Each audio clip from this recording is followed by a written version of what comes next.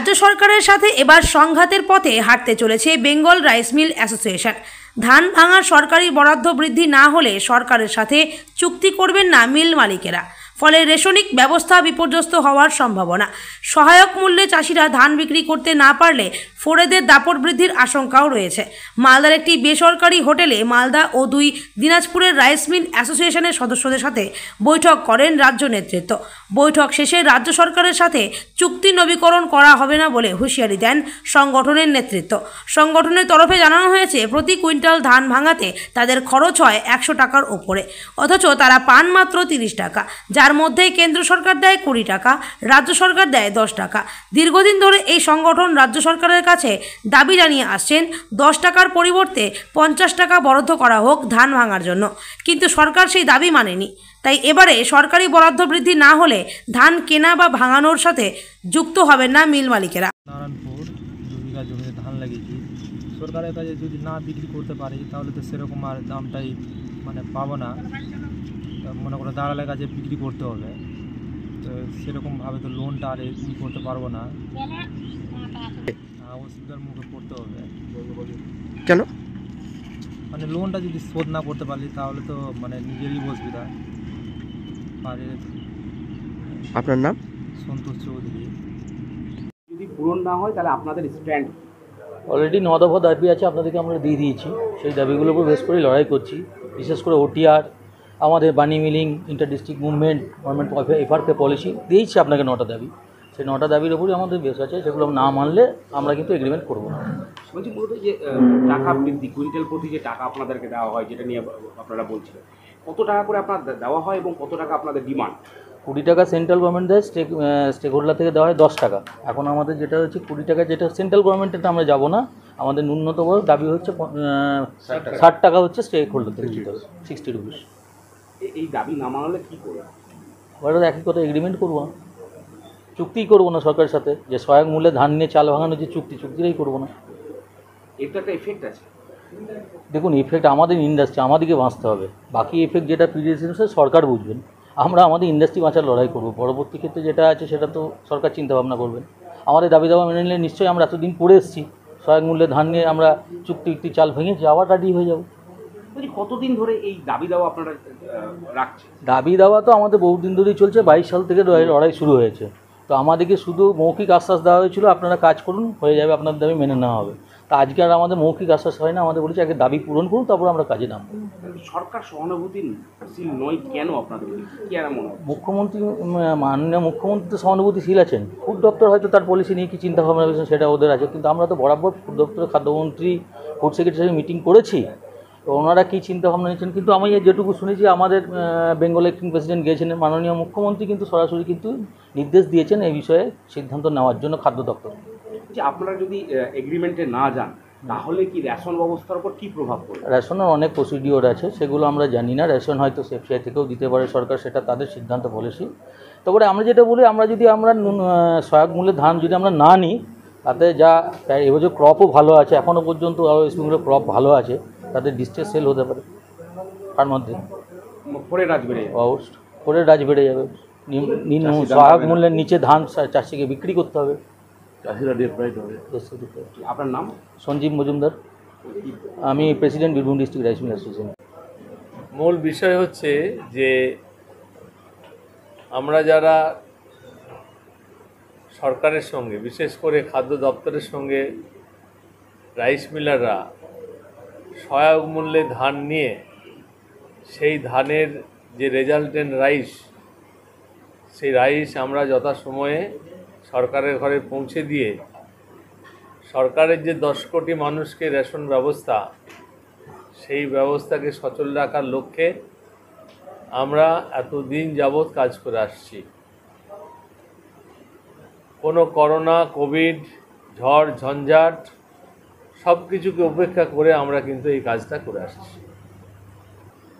আমাদের যে দাবির লক্ষ্যে দাঁড়িয়ে যে আন্দোলন, আমরা সরকারের যে নীতি ছিল যে 18 তারিখের যদি কেউ আপনার এগ্রিমেন্ট করে তার জন্য তাকে একটি সুযোগ সুবিধা দিয়ে দেওয়া হবে, একটা ললিপপের মতো, যাই হোক আর কি।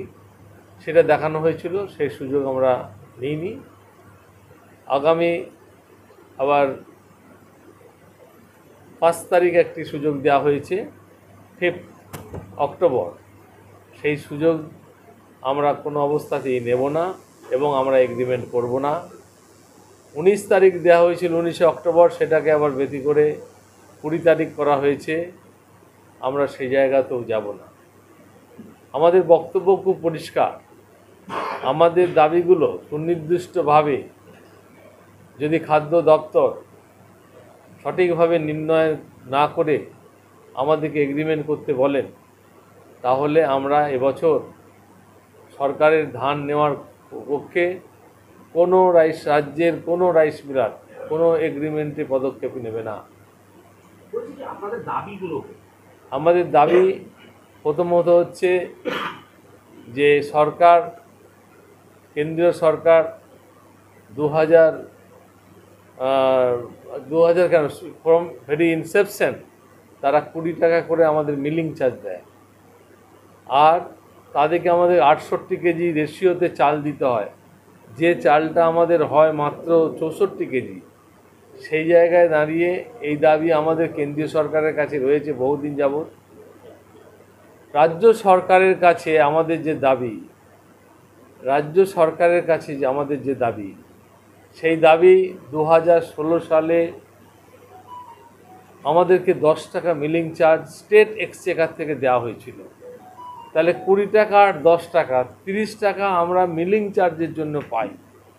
আপনারা তো জানেন যে এই ধান কেনাকে কেন্দ্র করে, খুব পরিষ্কার করে বলতে চাইছি, এই ধান কেনাকে কেন্দ্র করে এই রেশন ব্যবস্থাকে নিয়ে বা ধান কেনাকে নিয়ে রাজ্যের অবস্থানগত দিক এবং সেখানে কি কি হয়েছে সেটা আমরা সবাই জানি, এবং রাইস মিলাররা কীভাবে তারা পর্যুদস্ত হয়েছে সেটাও আপনারাও জানেন, আমরাও জানি।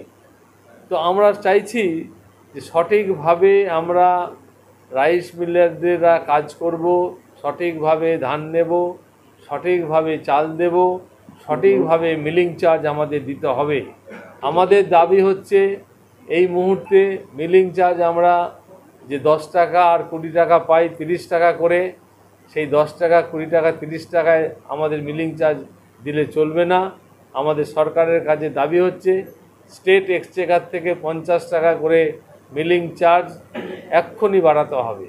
মিলিং চার্জ এক্ষুনি বাড়াতে হবে স্টেট এক্সচেকার থেকে।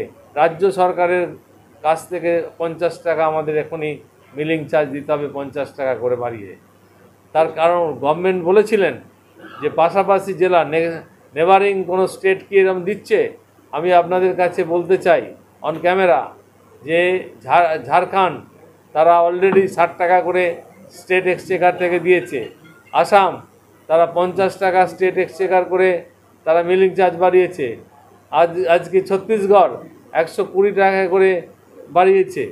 আজকে আপনারা চিন্তা করতে পারেন, মান্ডি লেবারের ক্ষেত্রে একটা লেবার সে তার ধান নামাবে, চাল উঠাবে, চাল তুলবে, চাল নামিয়ে দিয়ে আসবে, তাকে মাত্র 12 টাকা লেবার কস্ট দেওয়া হয়। আমাকে সেখানে দিতে হয় মিনিমাম 25 টাকা, আমাকে তার পেছনে খরচা করতে হয়।